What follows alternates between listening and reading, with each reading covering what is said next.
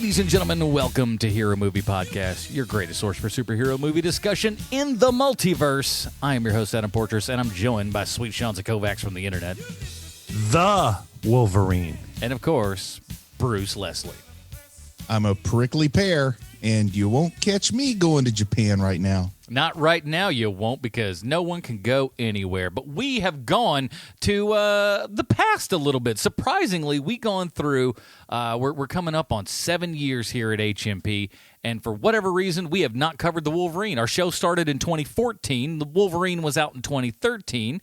And for some reason, lo these many years, it's never crossed our radar. So we finally get Maybe to, because it's completely forgettable? Maybe. Well, we'll talk about it. We'll see about all that kind of good stuff. But before we do that, we do want to say a big, giant thank you to everyone who helps support this show over at patreon.com/HMP. There you get the pre-show, post-show, and, of course, the Dinger Zone. And we'd like to just thank you guys. Thank you so much for helping out the show and everything. And if you'd like to do that, head on over to patreon.com/HMP. And not only do you get that stuff, you also get to vote on what we're going to watch this month. And we got an extra week this month, an extra Monday this month to drop another episode. So we'll be doing that week after next. So keep an eye out for that, patreon.com/HMP. Well, let's do it, boys. Let's go ahead and take a listen to the trailer for The Wolverine. I've been trying to find you for over a year. It's an honor to meet the Wolverine. That's not who I am anymore.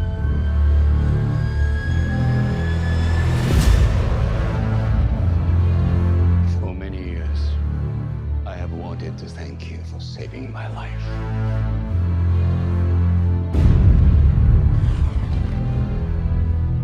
But I didn't send for you only to thank you, Logan.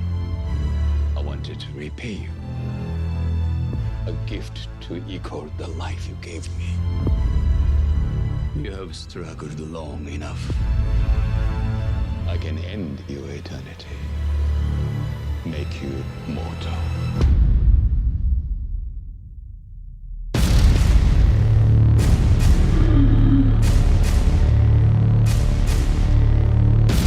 What they did to me, what I am, can't be undone.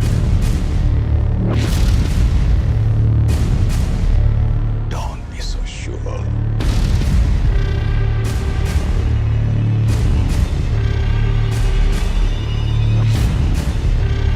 Not healing.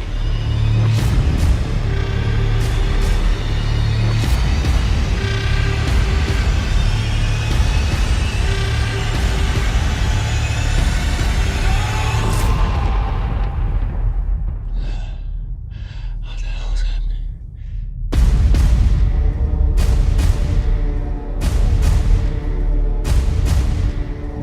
Alrighty, that was the trailer for The Wolverine. I don't know. This might have some sort of comic book thing in it. Let's figure it out, shall we?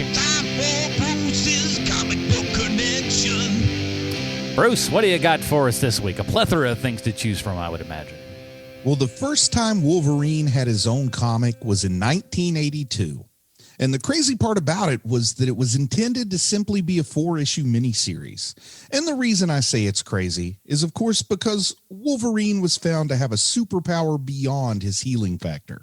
He had a superpower shared by DC's Batman, and that, of course, is the power to sell comic books. That 4-issue miniseries morphed into an ongoing series that has at least 6 volumes with over 300 issues plus 11 annuals. And if you do the math, it works out to around 9 issues a year for that 4-issue miniseries. Now, that first 4-issue story arc is still considered one of the 2 seminal Wolverine stories, with the other being Old Man Logan. And the story of that first 4 issues is heavily influenced the story of 2013's The Wolverine. Now, in that OG miniseries, Wolverine returns to Japan to find his long-lost love, Mariko Yoshida, after all his letters to her get sent back. Wolverine ends up fighting a bunch of ninja, and he hooks up with an assassin named Yukio, who is also on a quest to save Mariko. Now, it shouldn't be a surprise that the creative team was writer Chris Claremont, because it was X-Men in the 80s, and artist Frank Miller, because Japan and ninjas. But what I found interesting was the behind-the-scenes story of this high-profile collabo. I mean, who could think that a couple of legends with pendulous baby makers the size of a well-fed ball python, who would think they could work together so well? Well, the legend goes that writer Chris Claremont and writer-artist Frank Miller came up with the basic idea while sharing a cab at San Diego Comic-Con. Perhaps that backstory isn't as interesting as my earlier comment suggested. I feel like I overpromised and under-delivered on that nugget. But if you doubt the influence that miniseries had on James Mangold's film, just know that issue 1 starts with Logan hunting and killing a rampaging bear in the Canadian wilderness, finding out it was hit with a drug-laced dart, then hunting down and beating up the hunter who fired it. Silver Samurai is also a character important in both The Wolverine and Wolverine, but his first comic appearance wasn't battling Wolverine, but instead he first started out battling against the 1978 cast of Saturday Night Live. Because he appeared in an issue of Marvel Team Up in which Spider-Man teamed up with the 1978 cast of Saturday Night Live. And though I haven't read the comic, I imagine Lorraine Newman had some slick kung fu skills to unleash while John Belushi brought out his Samurai Futaba character and Garrett Morris shouted, "Look, I'm dressed like Ant-Man." Now, the images are so real in my head, I don't even really need to read the comic. But the original Silver Samurai was a Japanese mutant who uses his powers to charge his katana and wears a samurai-style armor made of silver metal. He is the illegitimate son of Lord Shinjin, which makes him the half-brother of Mariko. So, though not her grandfather as depicted in the movie, a blood relation no less. Viper, the menace at the heart of the Wolverine film, is formerly known as Madam Hydra in the comics and is as much an Avengers villain as an X-Men opponent. So I was always surprised she was in the movie because this movie was made in the Fox era and that same character showed up in Agents of S.H.I.E.L.D. prior to Disney's Fox acquisition. And I just don't always understand how these rights work. It's like the whole Quicksilver thing. How can he be in both cinematic worlds? But in the comic, Viper has no superpowers, but the Wolverine seemed to turn her into a mutant, so maybe that's the workaround. In the Age of Apocalypse storyline, Viper was married to the Silver Samurai, so I guess using that version of reality, one could easily justify her role in the film. Also, if we're being completist, it's worth noting that in the wonderful 1998 made-for-TV movie starring David Hasselhoff, Andrea von Strucker uses the Viper name, so perhaps that is the challenge which lies before us. To determine if the Viper given us by the Wolverine is as satisfying as that which Nick Fury and Agents of S.H.I.E.L.D. have offered for our consideration. So what you're saying is whether or not Hugh Jackman is Wolverine shouldn't be the most prescient thing in our mind going forward. It's all about Viper. I get that. That makes a lot of sense. You Viper. That's a great thing that people don't call anybody a Viper anymore. That's not a colloquialism that's caught on in the 21st century. That's a shame. You're a member of the family Kuberday.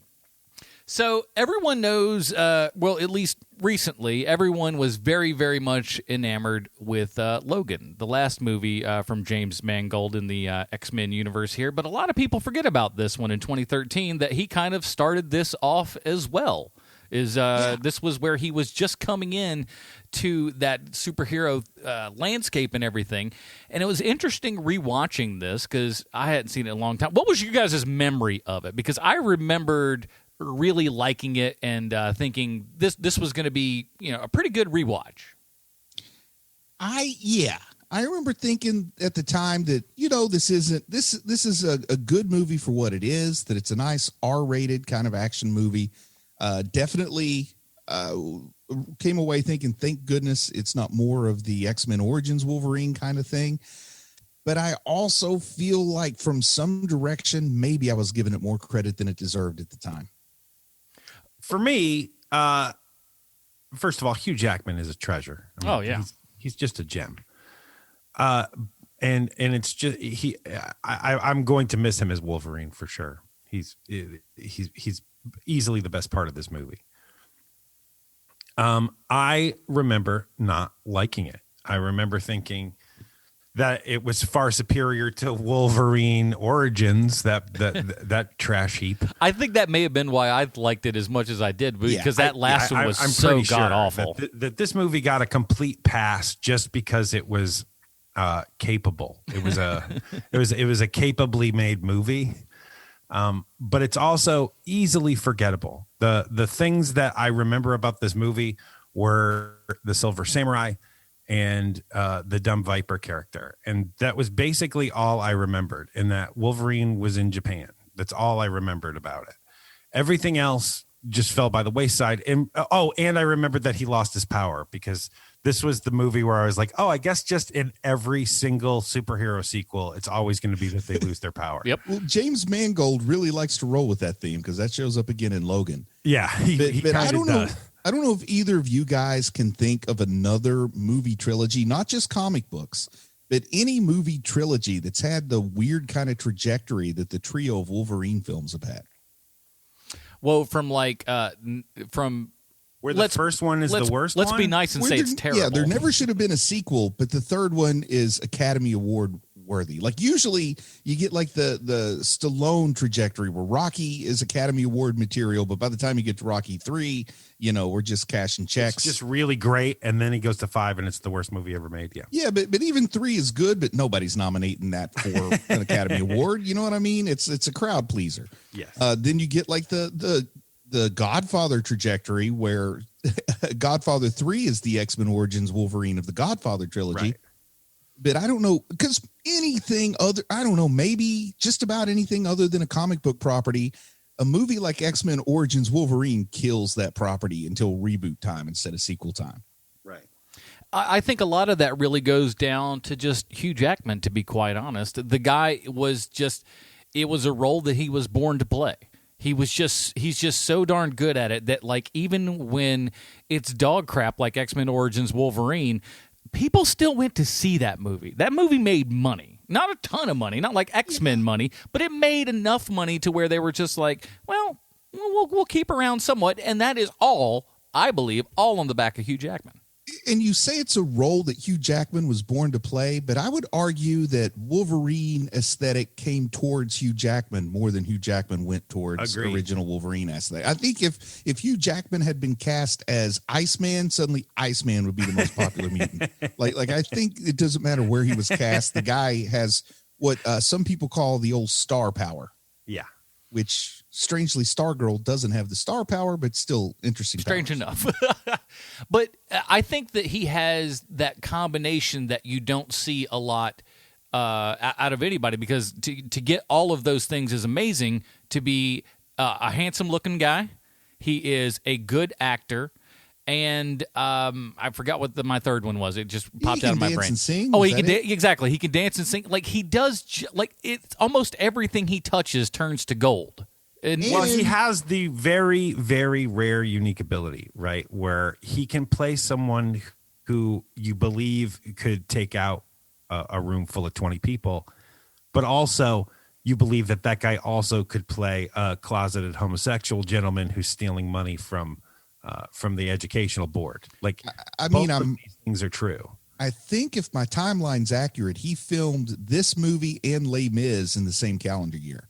Probably. So that's more range than your average. Yeah, it's X-Men gigantic. Has. And you didn't see what's his name, the guy that played Cyclops. He wasn't making Westworld back then. No, James Marsden's out. Yeah, not back then, but today. I like where his career's kind of gone. He's gotten a lot better, and like I think he's very comfortable with who he is and kind of what his roles are and stuff. I just watched the Sonic movie. He was great in that. A lot of fun, that movie. Yeah. Super fun for but kids. You know who would have been better in that? Hugh Jackman. Oh, well, Jesus. It'd have been a different movie for sure. We watched a movie where robots are fighting. I could believe Hugh Jackman would beat the crap out of Jim Carrey. That much I could truly believe. Yes. Just crush his skull like a pimple, man. Should we talk about the pathway this movie took to finding James Mangold? Sure.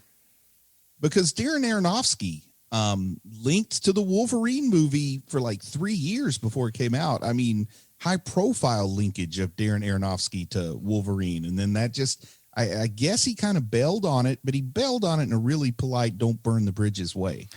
I like Aronofsky because he is also one of those guys that will kind of say yes to the idea of anything. Like if somebody just goes, hey, what do you think about this? He's at least willing to entertain that idea. More often than not, it doesn't come to fruition, but he does like at least exploring those areas, because I remember in film school, like there were two thoughts, because there were two different scripts that were out there. There was Aronofsky's and Nolan's, and they were looking like, oh, which one of these? Maybe we're going to do both of them. Who's to say? No one knew what was going to happen at that point. But Aronofsky was going to do kind of a year one sort of deal. And Is Aronofsky a comic book fan? He does like comics. The Noah thing that he did actually was, I can't remember the order of it, but there's a comic book that's involved in that he ended up kind of writing and stuff. But so I think, Are you talking about the illustrated Bible they used to give out in like elementary school? No. This is specifically an Aronofsky written, Bible program, because apparently, I guess he wrote like had the idea for a Noah comic book when he was 14 or something like that. Oh, yeah, I had a lot of great ideas at 14. You know how you do at 14, and you just go, oh, that sounds like a good one. My character's named Angel Boy. It's nothing like Hellboy. Nothing. Yes. Now, Aronofsky, though, he exited this giving the reason that after all the development and really being excited about working with Hugh Jackman, I think Hugh Jackman liked Aronofsky because it shouldn't be a surprise. He's a very important producer on this film. Sure. But he said, I don't want to be in Japan for most of the year. Don't want to be away from my family that long, which is, you can't fault a person for that. And then he said, I really do look forward to working with Bryan Singer and Hugh Jackman and Fox on a X-Men property eventually, but just sadly, I can't commit to this one. That is definitely high road exiting a project. Yeah. But I'm glad Mangold kind of joined in here. And this is like Now, did you hear the other directors, though, that were considered before they settled on James Mangold? I'm unaware. Antoine Fuqua? Am I saying that right? Yeah. I wouldn't want... I like him. I like a lot of the stuff that he does. Not everything, but enough of the stuff. And I don't know that he's the right guy for this. Justin Lin? I mean, it depends on what he wants to do. Because, like, again, he's another one of those guys. It's like he's very specific in what he does. I don't know that this would have been the thing for him. But then again, if you look at James Mangold, yeah. What had he done before this that tells us he'd be good at this? I don't know. When you watch Girl Interrupted, you were like, oh, that's going to be... or Kate and Leopold. He did... Oh, perfect. Identity was fantastic. Walk the Line was fantastic. The guy's got a heck of a record. That 3:10 to Yuma. Even Night and Day is... I love 3:10 to Yuma. Even Night and Day is like a silly little, Tom Cruise, Cameron Diaz, rompy sort of thing. But it's a heck of a lot of fun. That movie's awful.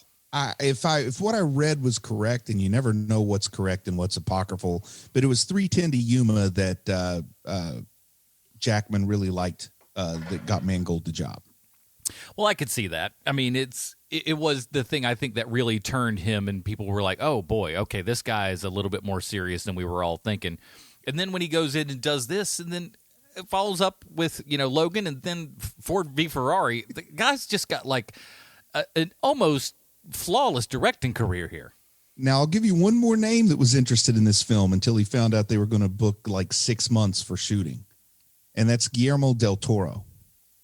That's another one that he kind of gets involved in a lot of things, or at least will take a meeting to just be like, yeah, I'll contemplate the idea of making a Doctor Strange movie or one of the Hobbit movies or something like that.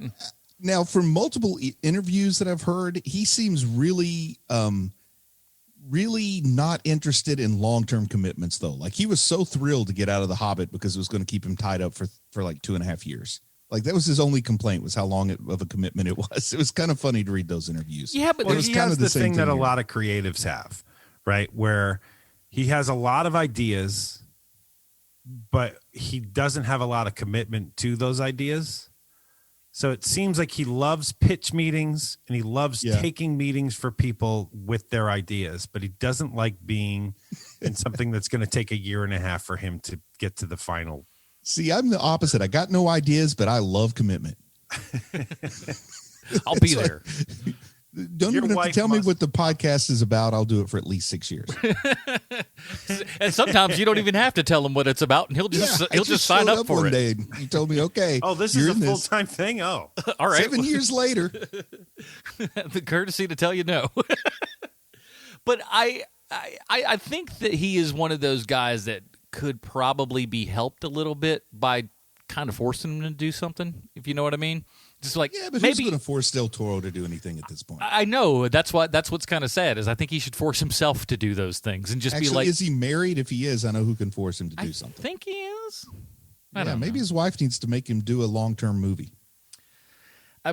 We'll see. I don't know. But Mangold for this, this movie feels like that spot where comic book movies, at least in my opinion, see if you think if this is different, but it feels like this was starting to tip that point into kind of more of the comic book movie landscape that we know today.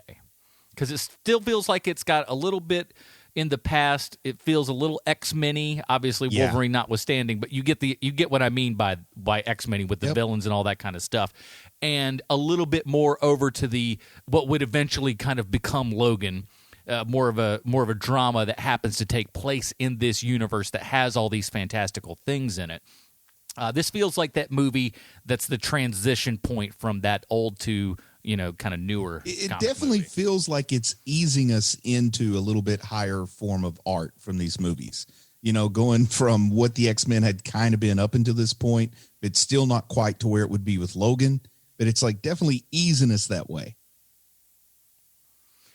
Now, what I did like in this, I like the opening where he saves the guy from the atomic blast and everything, and to me it was just like this little bit right here is better than all of that Origins movie. Well, you're forgetting now the got to compare opening to opening. Yeah. The opening to Wolverine Origins is amazing. If it was the only part of that movie that's any good. Yeah, but that's literally like a minute 46. There's nothing like if that would have been 20 minutes, I think I'd agree with that statement. But like it was so truncated that it was practically a trailer for the movie that never happened. But I did think this was a pretty good opening. Yeah. I don't know how everybody felt about this opening. Like I don't know if there were a bunch of people, the same folks that complained about Indiana Jones going in the refrigerator to blast at Los Alamos or wherever he was. I wonder if some of those same people, particularly in Japan, the place where this actually happened, might have felt like this downplayed the, as long as you got a piece of metal and a mutant over you, you get a little burn on your face and that's all. I'm not claiming to be an expert on what the effects of an atomic bomb are, but that's not what you said before we started this show today. Call me Captain Bomb, the Atomic Man. But I don't remember hearing any kind of pushback about this intro. Well, there's a reason why you're not hearing any pushback. It's because if this movie was a movie that people adored and like really, really loved the Wolverine, then there would be the eventual pushback to people who have certain nitpicks and problems with a movie. But because take like The Dark Knight, like The Dark Knight's a perfect example of this, where that movie is beloved, and then a year or two later, people are like, well, Nolan doesn't really do a great job filming action. Like, I don't know what's happening in the van, like stuff like that, Yeah. And that would have ended up happening with the Wolverine if there were people who were just saying like, this is the greatest piece of superhero fiction we've seen in a movie in 20 years or whatever. And I'm also going to say something else that might sound strange, but when it comes to comics and Logan lore, I really love Wolverine in Japan. And even though this movie is like 90% takes place in Japan, it doesn't feel very much like Wolverine to me. Like, in the comics, he'd be constantly walking around in a kimono and stuff like that. Yeah. I hate the Wolverine Japan stuff. I hate it. You may not like a big part of the Frank Miller aesthetic, though. No, you're right. I don't. But the one of the problems that I've always had with Wolverine is that when he is in Japan, he is the white savior to all of the people of Japan every time he goes there, and that makes me insane. That's true. That's going to happen. For me, it's more like Oh, more guys with swords, huh? Well, okie dokie. I guess I suppose he's gonna. Oh, there you go. Yeah, he sliced through those swords because those swords aren't animanium. Well, there you have it. Look at those people. They got all chopped up. There you go. Okay. I mean, that's what it seems like to me half the time. Yeah. It's like, all right, so he doesn't have a whole lot of really tough people to fight a supervillain, for heaven's sake. You know what I mean? That's why you got Silver Samurai. Yeah. Listen, I'll at least give you that. And in this movie, that was about as cool as I could, have thought about it when I was a kid. Yeah, it looked good to me on screen. Though you got to wait an awful long time to get it, and also in a post Iron Man world, it starts to feel a little bit like, oh, is this just Jeff Bridges again? Yeah, there's always gonna. Maybe not always. I hope that's not true, but it feels like it's always kind of leaning towards something like that every now and then with one of the superhero movies. You're gonna toss some dice, and that's gonna be there. It really shouldn't matter when you're inside this weaponized power armor. It shouldn't matter that like the least intimidating member of the cast is in there, but it does. And this 80-year-old man is fighting you sure, he's got a giant robot suit, but at least they had the common courtesy to have him say like, it made me strong. Okay, good. All right. At least you can, it's not like my muscles are powering this machine. Just look at it this way. If this were an anime, it would be an 11-year-old girl in the costume, and she would also be Wolverine's love interest. So let's be glad we don't have that. A lot of backflips going on for no real good reason. Now, the bear, man, the whole little subplot right after the Japanese part, and we get to see Logan looking like a caveman living out in the woods, and he gets angry that his friend, the bear, I really enjoyed that part, too. I thought it was going pretty good here for the first two segments. Yeah, again, that's something that we didn't see a lot in these kinds of movies was like, it's not per se like an environmental message, but it is like, hey, this guy cares about stuff. He wants to be one with nature. He does want to be left alone, and he doesn't like it when people are upsetting the stasis of the world, and I like that. And it's always, they used the same thing in the first X-Men movie. They probably used it in X-Men Origins. I don't remember. But just having like the rural Canadian or rural Alaska, wherever like rugged honky tonk bar that Logan goes in and beats everybody up. That's always an easy crowd pleaser. Yeah. Oh, yeah. And I love the poison arrow in the hand and everything. It's like, oh, I don't poison my arrows. Okay, then you won't mind me leaving this in, huh? It's like, oh, my gosh, that's so badass. So cool. And then Yukio shows up, as the mechanism to get him to Japan. And I kind of like this movie version of Yukio compared to the Mark Silvestri or Frank Miller drawn comic book version. Is it just her hair that drives me nuts? Is that what does it? Because I don't dislike the actress. I don't dislike what she's doing. I think the hair is the thing that just, I don't know, maybe it irks me. I like the really unique look. You're not confusing Yukio with any other the bangs on that girl. That much is true. Somebody needs to talk to her. My God. What's wrong with them? Oh my God! If you've got a head shaped like that, you don't have very short bangs. You just don't do it. The sad thing is, somebody probably got paid $1,200 to cut her hair that way. Oh, I'm quite sure. More than that, even. Yeah, probably. That's their daily rate over there. More than likely. Yeah, I would have done it for $50. $50, and I could do it half as good. Sure, the red won't be as vibrant, but it'll look good. But I do kind of like her being that the clairvoyant and everything. That's like, oh, I can kind of see the future. Not really, though. It's not just like general clairvoyance. She has one ability and one ability only, and that's the ability to foresee someone's death. Right, in as much as death, yeah. Yeah, so I don't know that it has a lot of applicability. It's not something from the comics. It's something just kind of introduced in the movie. But I'm really kind of liking it when Yukio shows up. She's a really interesting looking actor. I kind of like what's happening here. There's, this is the callback to Japan. But then when he gets to Japan, I feel like this movie just comes to a standstill for about 30 minutes. Oh, it's longer than 30 minutes, I would say. Oh, it feels this movie takes for the parts that you guys just mentioned. Those parts are pretty great. Yeah, the bear, the beating up the rednecks in the bar, all of that's great. but there's no way this passes the phone test. This doesn't even pass the chores test, this movie.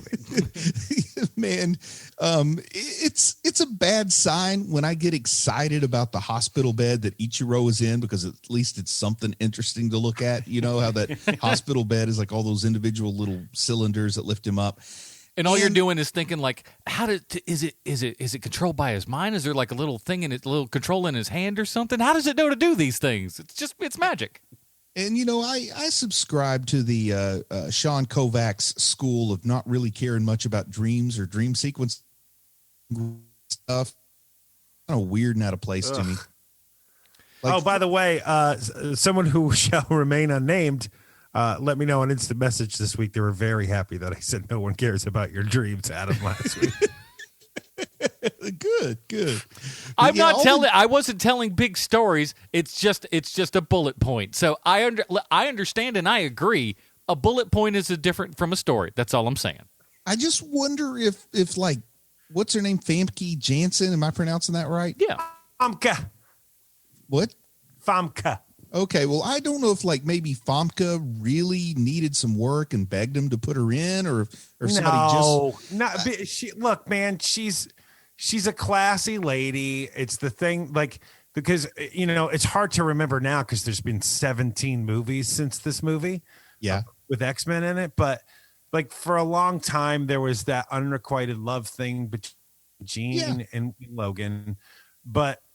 And you know it's probably one of those things where it's like, you know, we're blood and guts all the time and all this stuff. Let's have a lady of class in our movie for 5 minutes. Yeah, sure. I just didn't enjoy those parts. Nor did I. I hate that stuff. And what makes it even worse is he has like the dream about Jean, then Jean turns into Viper, and then Viper kisses him, and then it seems like she disappears when he wakes up. But then later, when he's losing his powers and it looks like maybe he has been poisoned, I'm like, is she like Freddy Krueger? Did she go into the dream? What do you call it? The dream sphere and infect him that way? Like, I never quite understood. And, you know, this is the third time I've seen this movie, and I still don't quite think they communicated very clearly what happened there. Bruce, well, how does a robot spider wrapping itself around Wolverine's heart take away his power? And also, seriously, he is dreaming that she kisses him, and he jumps up and the claws come out and she's not there. Can she disappear? Is she suddenly like is she Nightcrawler also? I don't know. It just bugged me because then I'm like watching him and I'm wondering, is he, you know, is it like the Spider-Man thing where he thinks he's poisoned and that's why he's losing his power? And then when the robot spider shows up at his heart, I'm sitting there thinking, I don't know how a kiss really gives a spider access to your mediastinum like that. And here's the thing, I could look past all of that. If the actress who was playing Viper was good in the role, I hate this actress. I hate her. I like to stay away from negativity, but I don't enjoy that actress at all. I will say I agree with that. That being said, I kind of like the shedding of the skin effect and everything. That part's neat, but that has nothing to do with the actor. No. That's got nothing to do with the character actor or anything. It was part of the thing that looked cool. I'm a little disappointed in the shedding of the skin, though, because when she shed the skin, I thought it would accomplish something, but she could have just taken her wig off. Like, she sheds the skin and looks exactly the same underneath. Like, she could have at least had some scales or done something cool, but she sheds her skin, and the only thing that changes is her wig is gone. Yeah, but she gets rid of all the old skin, which I did like that. Like her skin, when it goes into like molting mode, goes into the more lizardy looking thing, and then that's what you scrape off. I thought that was at least an interesting idea. But you're right; does it change a lot? No. I wanted it the other way around. I wanted her to molt off the skin and look more lizardy underneath, and instead it did the opposite of that. That's a lot more makeup. That's all she did. A lot of work. Have you guys ever seen the little outtake that wasn't in this movie that happens? I'm skipping ahead to the end here, and we'll come back to all this, but it just happened to cross my mind. At the end on the plane where she gives him a briefcase, did you guys ever see that little moment? No. So there's a deleted scene where they're on the plane at the end, And honestly, this should have been in the movie, and everyone would have stood up and cheered and been like, "That's the greatest thing ever! What in the hell?" Oh, is this the old costume? Yes, he opens up this briefcase, and there's the old costume in there, the old, the brown and gold looking one. Yeah, the tan, and I call it old, but actually the blue and yellow is the old one. But yeah, when they brought that back, it made the tan and brown one feel old. It does. That's the one everybody loved in the 80s. But that was such a like, and it had the gloves and everything in there, and you were just like, oh my god, dude! If we can come back in the next movie, have Wolverine in a proper Wolverine costume, oh, you talk about insane! Yeah, and it never really happened. Now, how thankful were you guys when they started fighting on that bullet train?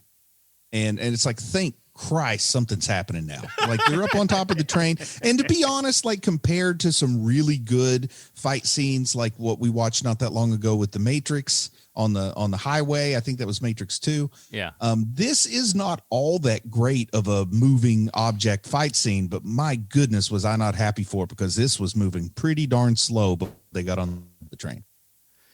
And it has the classic kind of Looney Tunes where somebody just has their head up, gets it, goes down real quick, and the other person gets bonked with the thing that's coming their direction. Perfect, classic.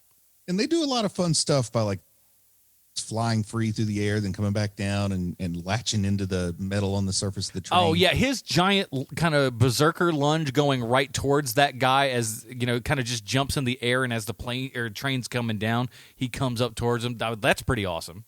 Yeah, they did some awesome little effects. But there's so much, but it's so CGI that it's just you're watching. This like, was your big midpoint set piece, from standard Hollywood kind of action movie template, and it wasn't that big, but man, it seemed big after like slapping myself to stay awake for 20 minutes. Yeah, it's just a lot of people just talking about, hey, how you doing? Thanks for being on coming so to your Japan. father's leaving you all the money. This is what not about going to be him? good. Well, what's going on next? Is there going to be a meeting that's coming up soon? Because I want to be in on this. What's that now? I'm sorry, huh?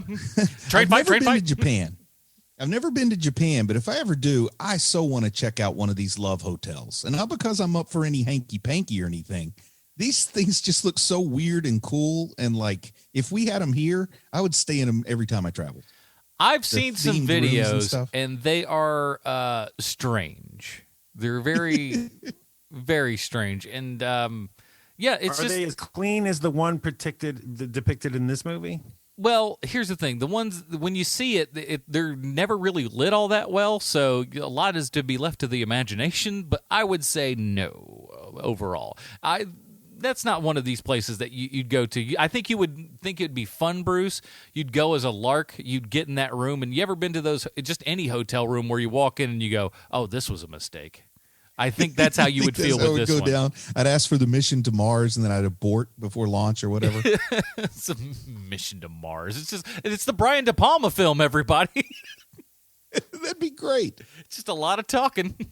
I want the Mars Needs Mom suite, please. Why not? So, guys, I can I hijack this show for a second? Please. So, Hugh Jackman has been in 9 movies as Wolverine. Sheesh. 9 different movies.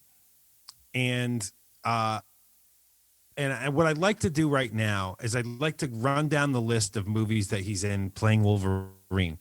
And because it feels like he's not in a lot of good movies as Wolverine. You know what I mean? It's like maybe 50-50, but we should check that out right now. Are you guys up for that? Let's do it. I'm up for it. All right. So the first one he shows up in is X-Men, X-Men. Plain old X-Men. And he's great in that. Thumbs up. Mm-hmm. Right. So is that a good movie? The first X-Men movie? Yeah. Absolutely. It would fall so that's in the good one. category. Okay. One for Hugh. So then he's in X2, which up until that, for years, that was the best X-Men movie, X2. Yes. Some people used to, in its day, I mean, it doesn't hold up now, but in its day, some would argue it was the best comic book movie. By the way, so far, you can go back, and you may actually be able to listen to all of these in HMP format, so keep that in mind, everybody. We got a back catalog, so we've done these so far. Go ahead. Then there's X3, X-Men Last Stand. That is a bad movie to me. Yes. Generally, like general consensus, people don't like that movie. Yeah. And I agree with general consensus. 2v1. Right. Then there's Wolverine. Everybody hates. Origins is bad. Mm-hmm. Unless they're Blob fans. Well, that without saying. You're the only Blob fan. You still hate that movie, right? Yeah, I don't like it. I don't like it. Right. And then this is where it gets a little bit like interesting, because now we're in X-Men First Class, and I like X-Men First Class, but not everybody does. What do you guys feel about that? I love that movie. Yeah. I like it, but I like it less than most people who like it seem to like it. Does that make any sense at all? Like the people that like you it don't have the joy that Adam and I do watching that movie. Yeah, but I still like it. It's just I like, for me, I prefer Days of Future Past. And I'll say me this. too. I'll say this Me though. too, all day. Drops because I have some people that don't. best single drop F-bomb in a PG-13 movie. I think Without a doubt, not even close. I don't even think you can hang with that. So, all right, 3v2. Then we've got the Wolverine, which we probably shouldn't.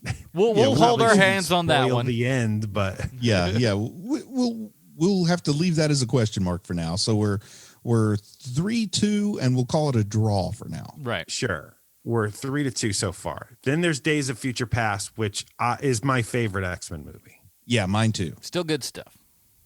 Okay. Then there is X-Men Apocalypse, which I absolutely hate that. Well, that goes in the turd category. We know that. And the Wolverine cameo is really forced in that one too. Yes.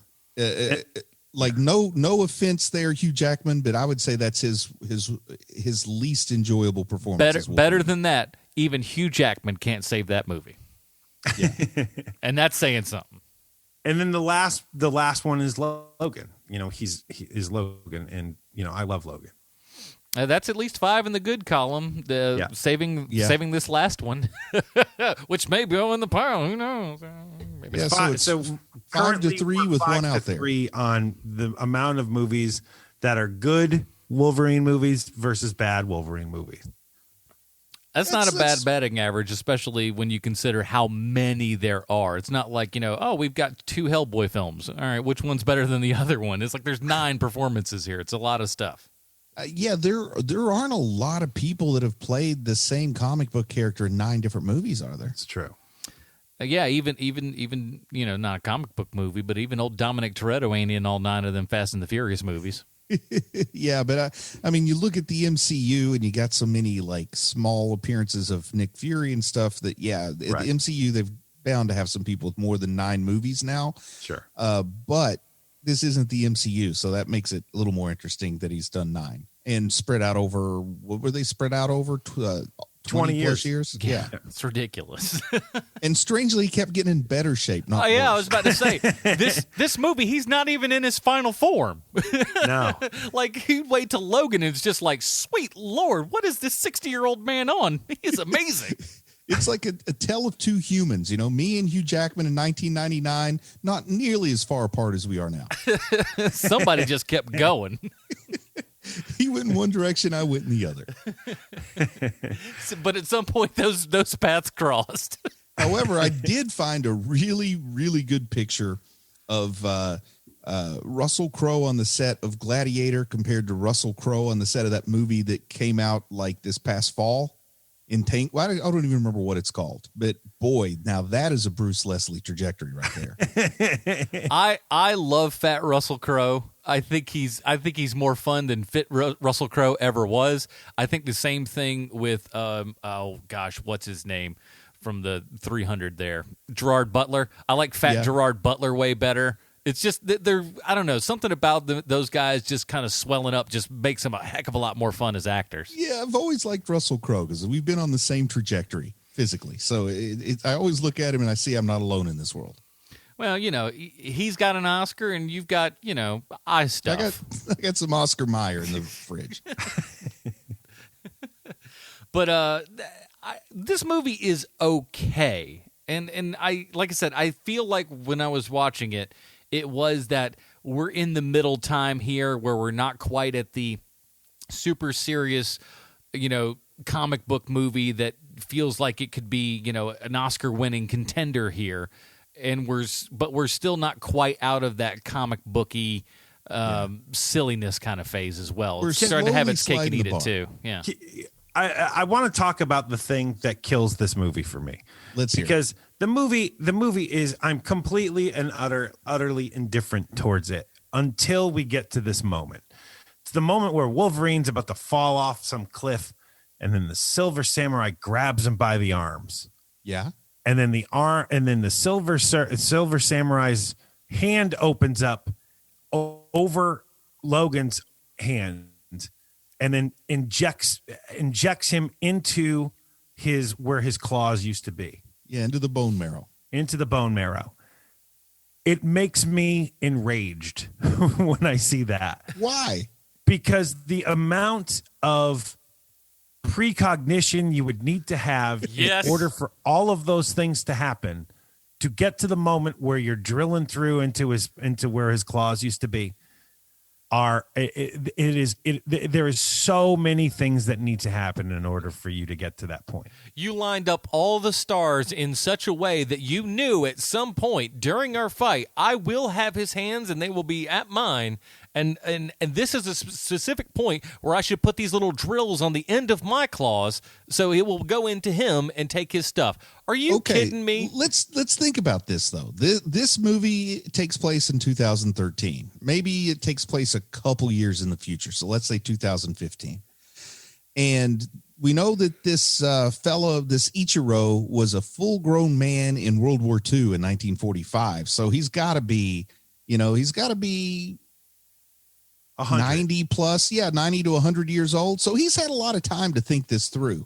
So maybe that suit was capable of all kinds of crazy situations that didn't pop up. So when this one popped up, it looks like he'd planned perfectly, but maybe that suit was ready for like 50 to 60 different scenarios where he would get into the bone marrow.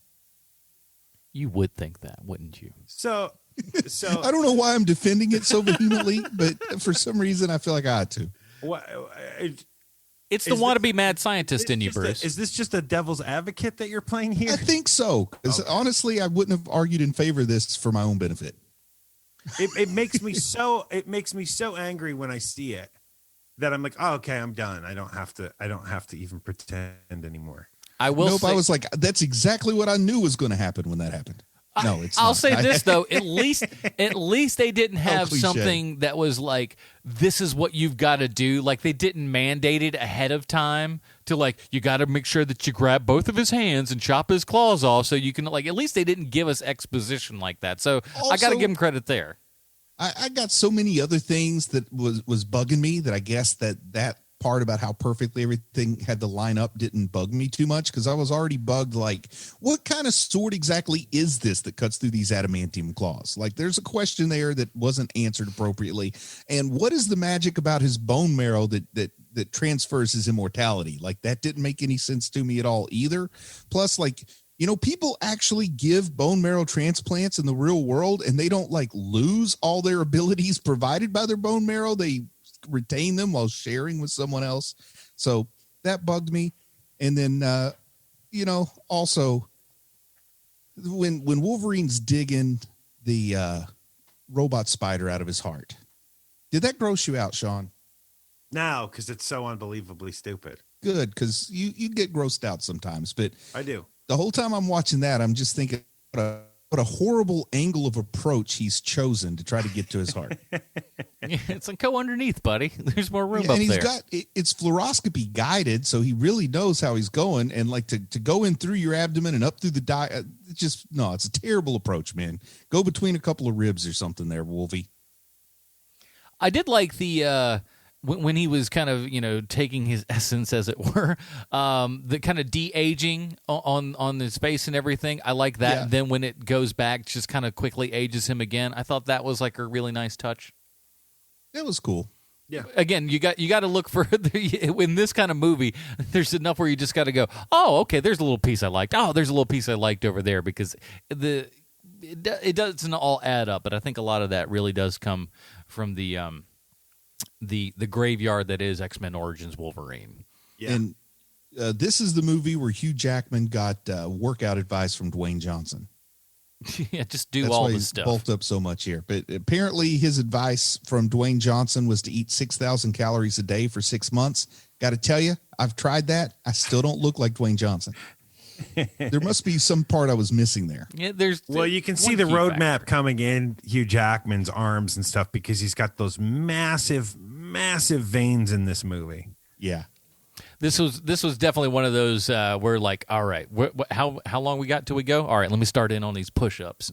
Let me get all this kind of, I don't want to besmirch anyone's character, but those veins have a little human growth hormone look to them. No. I have no doubt about that. You mean this man that can go from like, $180 to like, 230 pure muscle back and forth all the time? For a 50-year-old to gain more muscle mass than they've ever had in their life. 10 years ago, he's shopping for Danskins. This year, he's I think this might have been through a hefty tea.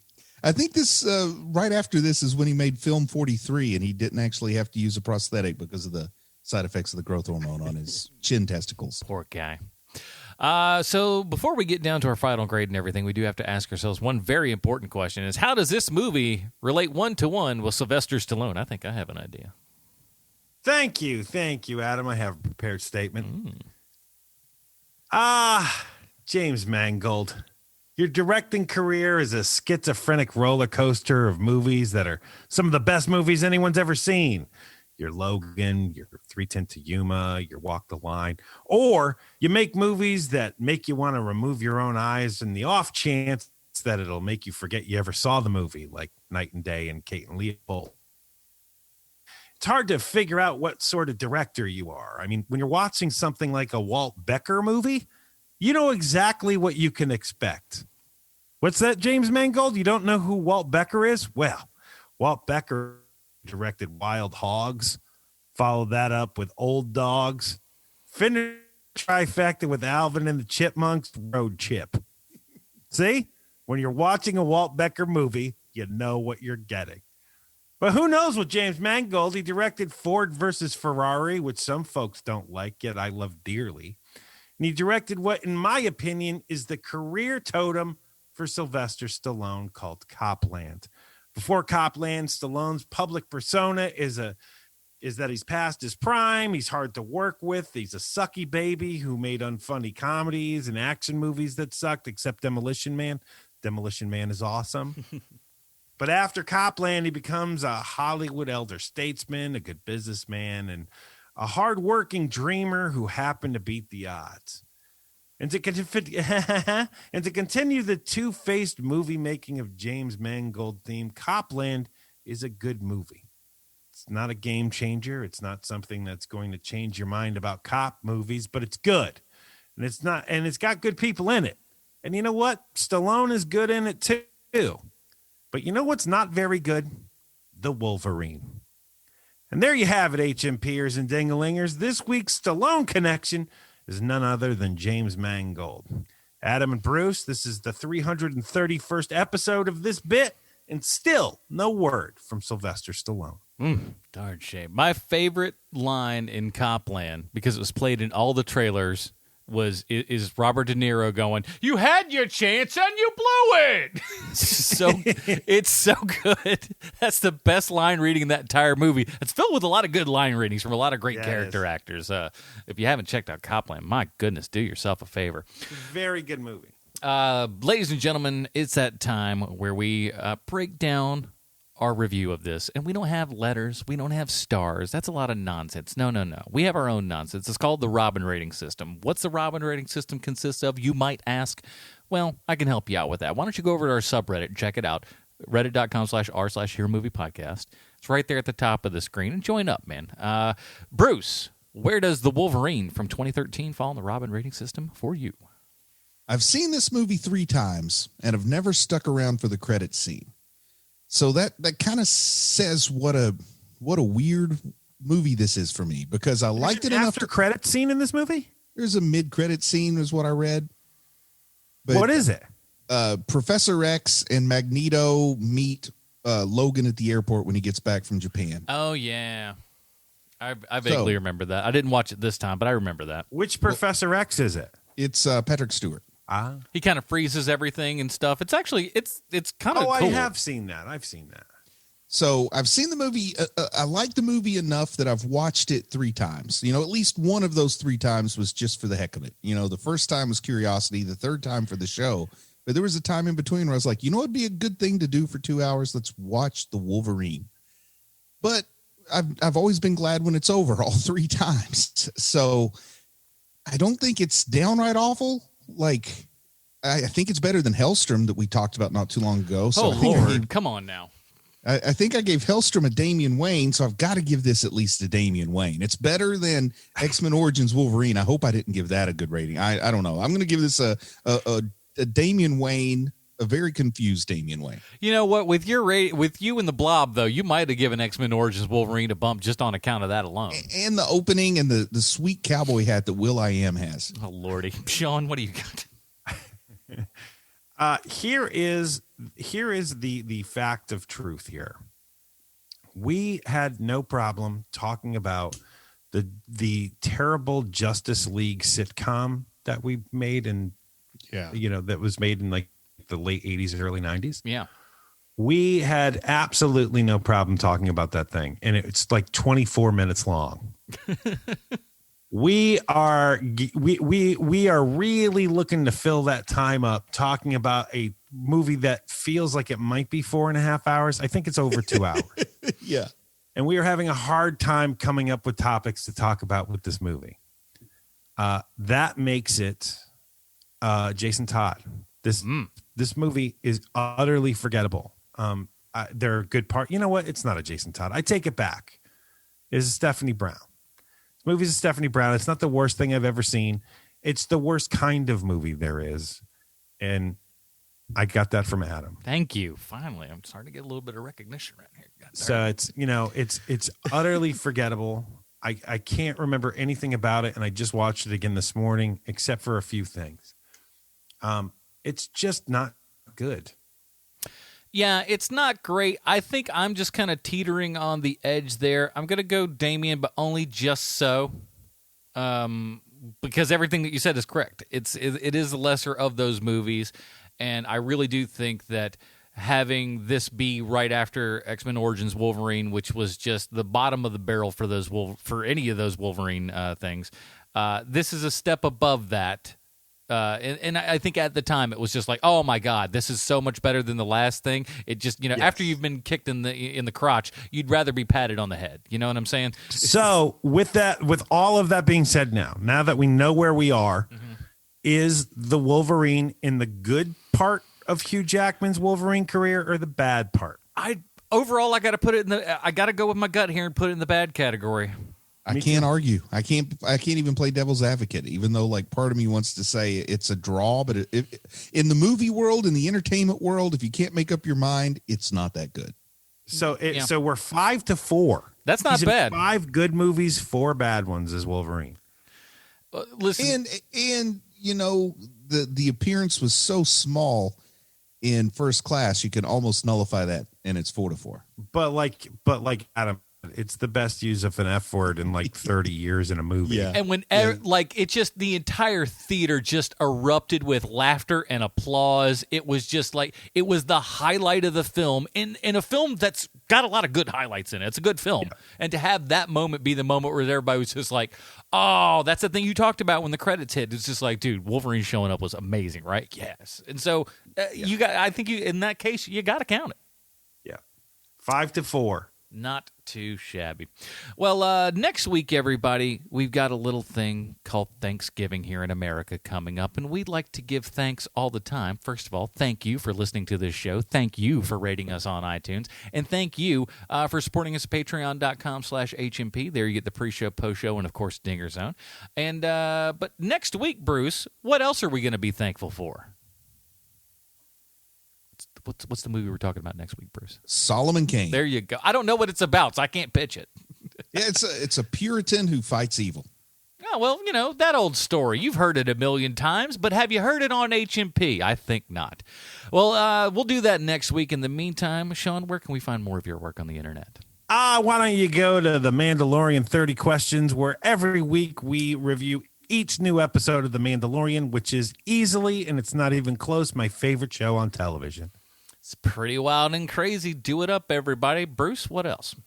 You can go to listen to The Mandalorian 30 Questions. Yeah. And is that what you just said, Sean? No, yeah, you know what? Good. Go ahead and Good. talk about the Mandalorian some more. Okay, yeah, because I had to check a text from work. The Mandalorian 30 Questions, where we watch each and every episode of The Mandalorian, and we ask each other what happened 10 times apiece. And I would also like to talk about the Mandalorian 30 Questions. If you can find the internet. Go on. I hear this show has the 3 best hosts the internet done ever asked to have, who ask 30 questions every single show. And you know what? They're all smart and amazing and genius. And that's what you get over at Mandalorian 30 Questions. Why are you still here? Go to Mandalorian 30 Questions, people. That is it. Join us next week when we're talking whatever this Procter & Gamble movie is Bruce is talking about. For Sweet Sean's and Kovacs from the internet, Bruce Leslie, I'm Adam Porters. Stay super, everybody. Bye, Marty and Evie. You talk about you can't, baby. You just